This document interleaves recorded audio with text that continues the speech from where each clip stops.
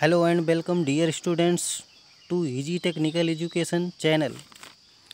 Students, today we will discuss about force between parallel current carrying conductor. तो आज हम दो समांतर धारावाही चालक के बीच लगने वाले बल का अध्ययन करेंगे। तो इसे हम लिख लेते हैं। आज हम किस चीज़ को पढ़ेंगे? देख, force between parallel current carrying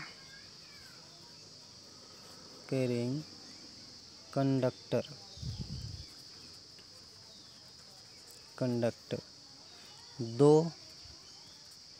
समांतर धारावाही चालक के बीच लगने वाला बल। दो समांतर धारावाही चालक के बीच लगने वाला बल। देखिए स्टूडेंट, सबसे पहले तो हमको दो समांतर धारावाही चालक बनाना होगा। तो सबसे पहले हम क्या करते हैं, एक एक्सिस ड्रा कर लेते हैं, एक्स वाई जेड, एक प्लेन ड्रा करते हैं। तो ये हो गया आपका जेड एक्सिस, ये हो गया आपका एक्स एक्सिस, और ये हो गया आपका वाई एक्सिस। तो हम क्या करेंगे, हम दो पैरेलल कंडक्टर हमें लेना है, दो समांतर धारावाही चालक। तो सपोज कर लेते हैं कि एक पैरेलल कंडक्टर हम एक वाई एक्सिस के पैरेलल एक हम कंडक्टर रखते हैं, और इसमें हम क्या किए, एक I1 करंट फ्लो करा दिया। अब जब मैंने I1 करंट फ्लो करा दिया तो हमको पता है कि जहाँ पर धारा होती है वहाँ पे चुंबकीय क्षेत्र उत्पन्न हो जाता है। हमें पढ़ चुके हैं ऑलरेडी।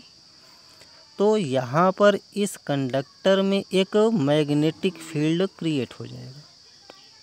अब इस मैग्नेटिक फील्ड की डायरेक्शन क्या होगी, आपको पता है कि अगर ये थंब की डायरेक्शन है तो अगर इधर देखिए, जैसे इधर थंब की डायरेक्शन में अगर करंट जा रही है, ऐसे देखिए, तो ये जो कर्ल बन रहा है उंगलियों का, ये मैग्नेटिक फील्ड की डायरेक्शन होगी।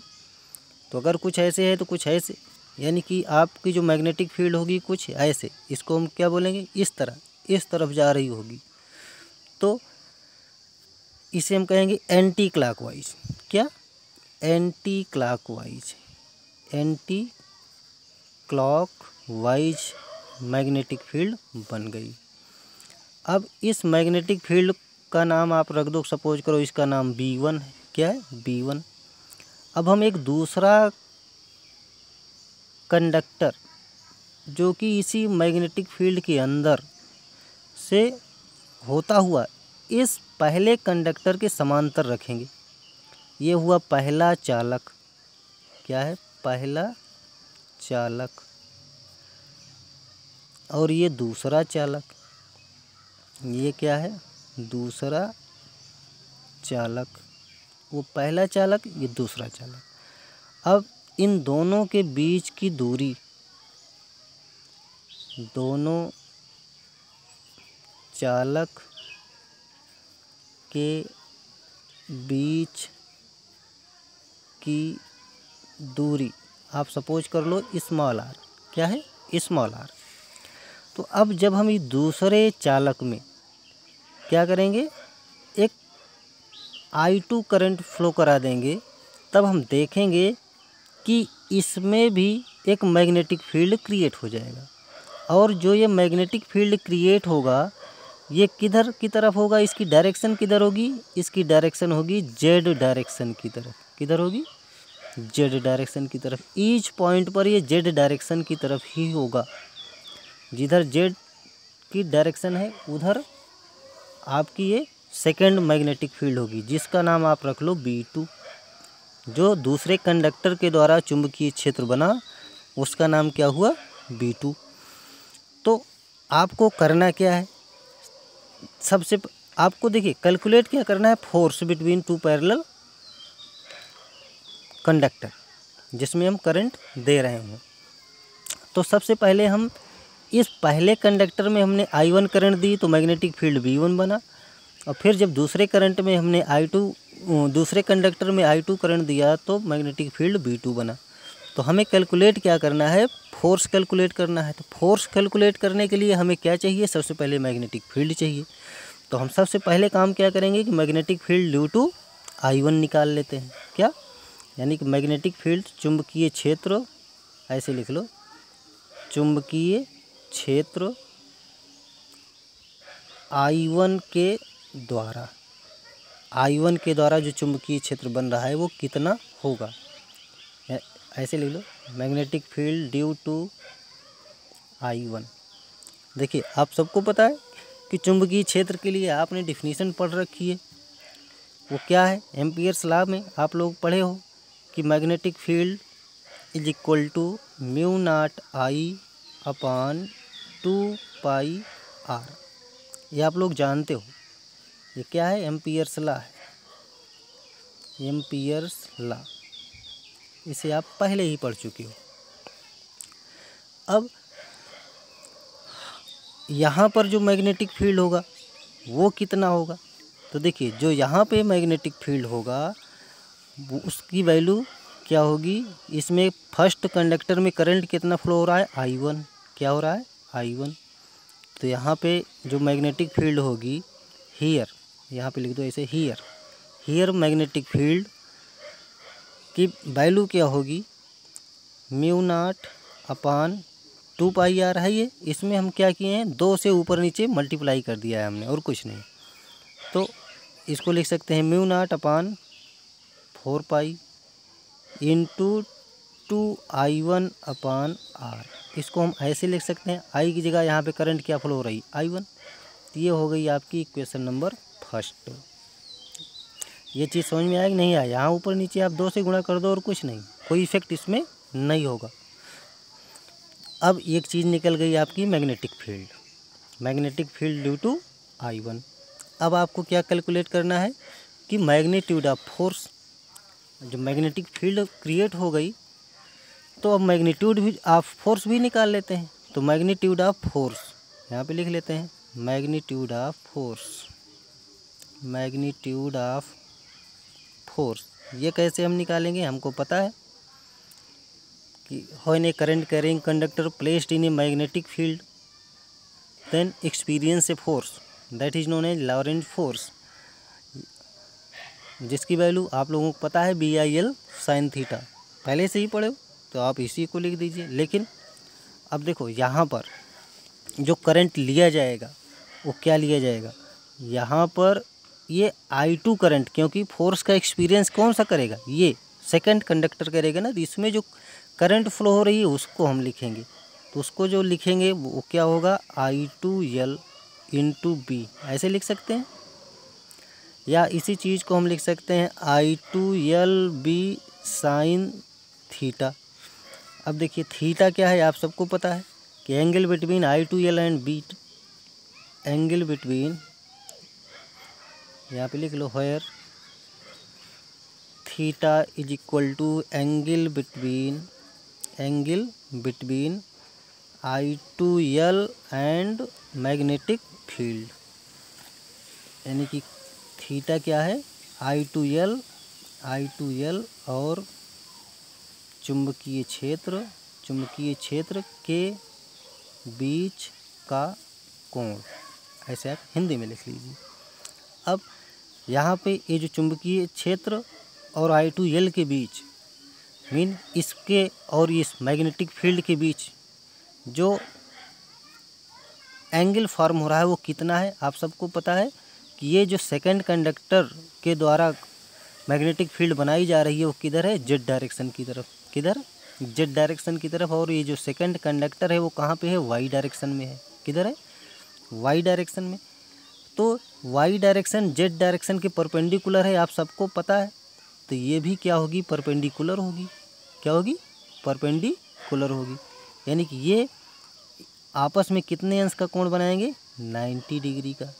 तो आपको पता है साइन 90 की वैल्यू फिर क्या हो जाएगी, साइन 90 की वैल्यू 1 होती है। तो इसलिए आप जो मैग्नीट्यूड ऑफ फोर्स निकाल रहे हो इसको आप लिख सकते हैं I2LB, लिख लिए।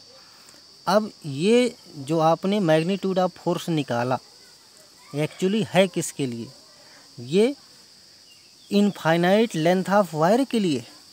क्या, L = इनफाइनाइट।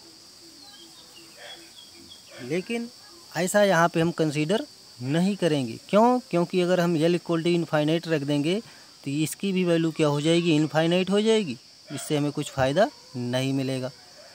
तो इसको लिख दें L = इनफाइनाइट नॉट कंसीडर, ऐसे लिखेंगे, नॉट कंसीडर।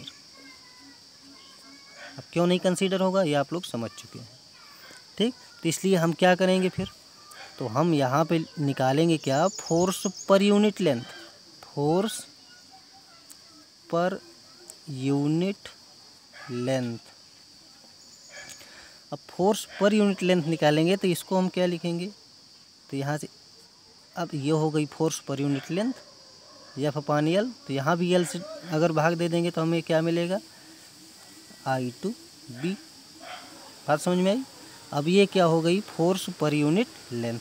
इसको आप इक्वेशन 2 कंसीडर कर लो। अब इस इक्वेशन 2 में क्या करो आप, B की वैल्यू पुट कर दो, यानी putting the value of B, putting the value of B in equation 2। अब इक्वेशन 2 में अगर हम B की वैल्यू पुट कर दें तो क्या हो जाएगा, तो वैल्यू पुट कर दीजिए आप लोग, अब तो आसान ही। तो क्या हो जाएगा, F/L = μ0/4 पाई। देखिए I2 हो गया, इसकी वैल्यू क्या है, 2I1/R। या आप इसी चीज़ को लिख सकते हैं क्या, F/L = μ0/4 पाई 2I1I2/R। ये हो गया आपका फोर्स पर यूनिट लेंथ, ठीक। अब फोर्स पर यूनिट लेंथ तो आपको निकल गई किसके द्वारा, due to first conductor, due to, आगे लिख दीजिए, due to first conductor, due to first conductor, पहले चालक के द्वारा फोर्स पर यूनिट लेंथ। यानी अब इसकी अब डायरेक्शन क्या होगी ये भी समझने वाली बात है। तो डायरेक्शन ऑफ फोर्स क्या होगी, इसे अब कैसे समझा जाए देखते हैं। देखिए डायरेक्शन इसकी क्या होगी, तो डायरेक्शन हम कैसे निकालेंगे, by Fleming left hand rule, Fleming left hand rules. अब फ्लेमिंग लेफ्ट हैंड रूल यानी कि ये फ्लेमिंग का लेफ्ट हैंड, जो फ्लेमिंग का लेफ्ट हैंड होता है ये ऐसे, देखिए ये लेफ्ट हैंड यानी कि ये थंब है, ये 4 फिंगर है और ये आपकी क्या है, मिडिल फिंगर है। तो देखिए इसको कुछ इस पोजीशन में रखते हैं कि तीनों एक दूसरे से 90 डिग्री पे हों। कैसे हों, 90 डिग्री पे। तो इधर देखिए जो थंब की डायरेक्शन होगी, जो थंब की डायरेक्शन होगी वो क्या होगी, वो फोर्स की डायरेक्शन होगी। किसकी डायरेक्शन होगी, फोर्स की। और जो 4th फिंगर होगा जिसे हम 4 फिंगर कहते हैं, 4 फिंगर, जो 4 फिंगर होगी वो क्या शो करेगी, वो मैग्नेटिक फील्ड शो करेगी। और जो मिडिल फिंगर होगी, जो मिडिल फिंगर होगी वो क्या रिप्रेजेंट करेगी, आपको करंट रिप्रेजेंट करेगी कि करंट की डायरेक्शन किधर होगी। तो अब यहाँ से देखिए मैग्नेटिक फील्ड आपको पता है एंटी क्लॉकवाइज है, ठीक। तो ये जो करंट फ्लो हो रहा है देखिए, तो थंब की तरफ क्या होगा, फोर्स होगा, तो करंट आपका इस तरफ होगा, ये क्लियर हो गया। यानी कि करंट आपका इस तरफ, कुछ इस तरह समझिए, इस तरह। तो करंट आपका ये हो गया, ये हो गई करंट, और ये हो गया आपका बी, और ये हो गया आपका एफ। यानी फोर्स किधर काम कर रहा है, ऊपर की तरफ, मैग्नेटिक फील्ड इधर और करंट इधर फ्लो हो रही है। तो यहाँ से हम इसकी डायरेक्शन निकाल लेंगे। अब इसकी फोर्स की डायरेक्शन किधर हो रही है, यानी कि देखिए इधर एक्स डायरेक्शन है, ये क्या है आपका एक्स एक्सिस है। तो जो फोर्स एक्सपीरियंस हो रहा है वो किधर हो रहा है, यानी कि नेगेटिव एक्स डायरेक्शन में। क्या नेगेटिव, यहाँ पे लिख दीजिए आप, due to I1 force experience in negative X direction. ये बात समझ में आई, कॉन्सेप्ट इतना क्लियर हुआ। अब ये तो हो गया आपका force due to first conductor, बात समझ में आई, फोर्स पर यूनिट लेंथ। अब इसी तरह से हम क्या निकाल लेंगे कि सेकंड कंडक्टर के द्वारा, यानी कि अब इस कंडक्टर के द्वारा कितना फोर्स एक्सपीरियंस हो रहा है, तो उसे भी हम कैलकुलेट कर लेंगे। ठीक, अब ये चीज़ तो अभी किसी को कुछ डाउट हो तो हम फिर से बता देते हैं। देखिए आपको निकालना क्या क्या है, चुंबकीय क्षेत्र I1 के द्वारा, ये B = μ0/2πr, ये आपने एम्पियर्स लॉ में पढ़ा है। आप क्या करोगे, इसमें 2 से ऊपर नीचे क्या करोगे, मल्टीप्लाई कर दोगे नामिनेटर और डिनोमिनेटर में। तो यहाँ से B = निकलेगा आपका μ0/4π × 2I1/r। Equation number first consider हो जाएगा। अब मैग्नीट्यूड ऑफ फोर्स निकाल लेंगे आप, तो F = I2L आपने ये भी पढ़ा है, तो F = BIL sin θ आपने पढ़ा है। तो यहाँ पे जो करंट लिया जाएगा वो कौन सा होगा, यानी कि इस कंडक्टर के द्वारा फोर्स एक्सपीरियंस होगा उसी का करंट लिया जाता है, तो इसमें करंट लिया जाएगा I2। तो I2L B sin θ। तो sin θ क्या होगा आपको पता है, यहाँ पे जो मैग्नेटिक फील्ड बन रही है वो जेड डायरेक्शन में हो रही है, और जेड डायरेक्शन वाई के कैसे है, परपेंडिकुलर है। तो यहाँ पे जो थीटा बनेगा वो क्या होगा, 90 डिग्री का। तो इसलिए F = क्या हो जाएगा, I2LB। अब यहाँ पे जो F है, फोर्स एक्सपीरियंस है, जो डेरिवेशन आप कर रहे थे वो इनफाइनाइट लॉन्ग वायर के लिए था। तो अगर यहाँ पे जो लेंथ है इसको आप इनफाइनाइट ले लोगे, तब इसकी वैल्यू भी इनफाइनाइट ऑटोमेटिकली हो जाएगी, जो कि कठिन हो जाएगा और चीज़ों के लिए कैलकुलेट करना। इसलिए हम क्या करेंगे कि फोर्स पर यूनिट लेंथ निकाल लेंगे। तो फोर्स पर यूनिट लेंथ निकाल लेंगे तो F/L = I2B बचेगा, L से L कैंसिल हो जाएगा। ये इक्वेशन नंबर सेकंड हो गया।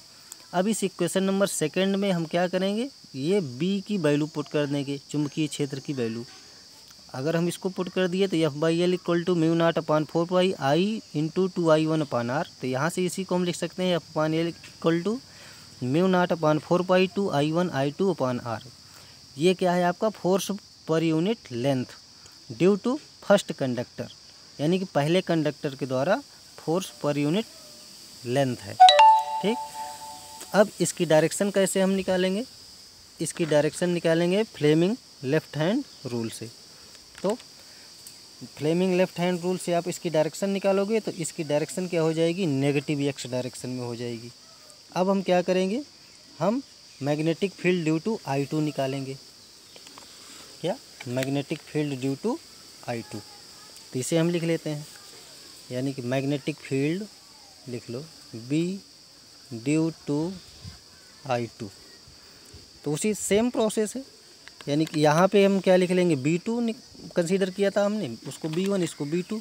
तो B2 = सेम प्रोसेस μ0/4π × 2I2/r।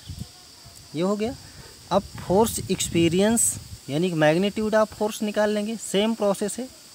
तो फोर्स यानी क्या हो जाएगा, वही प्रोसेस, उसमें करंट I2 लिए थे, इसमें I1 ले लेंगे, LB2 हो गया। अब फोर्स पर यूनिट लेंथ भी हम निकाल लेंगे, force per unit length equal to क्या हो जाएगा, I1B या B2 लिख लो। अब B2 की वैल्यू यहाँ पे पुट कर दीजिए आप, यहाँ से तो B2 की वैल्यू क्या हो जाएगी, आप पुट कर देंगे तो आएगा आपका आंसर μ0/4 इंटू 2I1I2/R। देखिए ये जो फोर्स पर यूनिट लेंथ जो निकल रहा है ये क्या है, ये सेम है। यहाँ से देखो, वो जो आपने वहाँ पे फोर्स पर यूनिट लेंथ निकाला था और जो यहाँ पे निकला दूसरे कंडक्टर के द्वारा फोर्स पर यूनिट लेंथ, ये आपस में क्या है, ये इक्वल है। अब इक्वल है, बट अब फिर होगा क्या, जब दोनों फोर्स इक्वल हैं तब ये आपस में ये क्या करेंगे, रिपल्सन करेंगे। क्या करेंगे, रिपल्सन। दस बोथ, यहाँ पे लिखिए both are same, so repulsive force कैसा होगा, रिपल्सिव फोर्स। ये चीज़ समझ में आ रही, इसे हम एक बार फिर से समझ लेते हैं। जैसे हमने निकाला था वहाँ पे B1, उसी तरह से B2 बाई एम्पियर्स लॉ। ये क्या है, एम्पियर्स लॉ के द्वारा, एम्पियर्स लॉ। अब यहाँ पे force experience by conductor, force experience by conductor यहाँ पे लिख दीजिएगा, फोर्स एक्सपीरियंस बाई कंडक्टर या लॉरेंट फोर्स लिख देना। क्या, Lorentz force, Lorentz force equal to हो जाएगा I1AL B2, तो F/L इक्वल टू हो जाएगा I1 B2। आप B2 की वैल्यू यहाँ पे पुट कर देंगे तो F/L इक्वल टू दिस। अब ये चीज़ निकल आएगी। अब इसकी डायरेक्शन, अब देखो, अब इसकी डायरेक्शन क्या होगी, वही फ्लेमिंग के नियम से, यानी फ्लेमिंग लेफ्ट हैंड रूल से। अब फ्लेमिंग लेफ्ट हैंड रूल से आप देखोगे तो इसकी डायरेक्शन किधर जाएगी, इसकी डायरेक्शन आप देखेंगे तो एक्स एक्सिस की तरफ ही आएगी। किधर आएगी, एक्स एक्सिस की तरफ। तो अब ये एक्स एक्सिस की तरफ, वो भी एक्स एक्सिस, वो अपोजिट टू एक्स एक्सिस था, इसलिए अब इन दोनों के बीच क्या होगा, रिपल्सन होगा, यानी कि आपस में ये दोनों एक दूसरे को प्रतिकर्षित करेंगे। तो ये आपका force between two parallel current carrying conductor था। ठीक, अब इसका हम लोग एग्जाम्पल अगर देखना चाहें तो हम देखते हैं कि अगर जैसे कोई आपकी स्प्रिंग होती है, स्प्रिंग, तो ये सब देखिए आपस में क्या है, ये पैरेलल है। कैसे हैं, पैरेलल। अगर हम इसमें धारा को प्रवाहित कराते हैं तो यहाँ पे होगा क्या कि अगर इसमें करंट फ्लो करेगी तो पहली चीज़ तो करंट जो है वो सेम होगी। क्या है, सेम है। तो इसमें आपस में क्या होगा, देखिए अगर इस चीज़ को, इस पूरे सिस्टम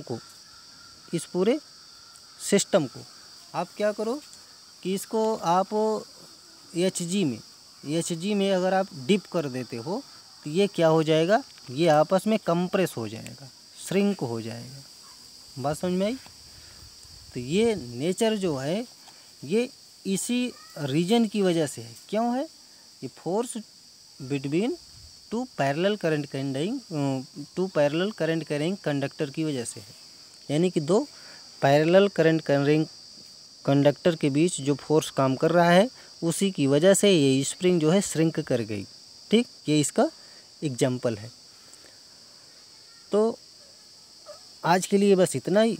मुझे उम्मीद है कि आप लोगों को ये वीडियो पसंद आया होगा। अगर आपको ये वीडियो पसंद आया है या समझ में आया है तो आप इसे लाइक, सब्सक्राइब और शेयर करना ना भूलें। Thank you, thanks for watching.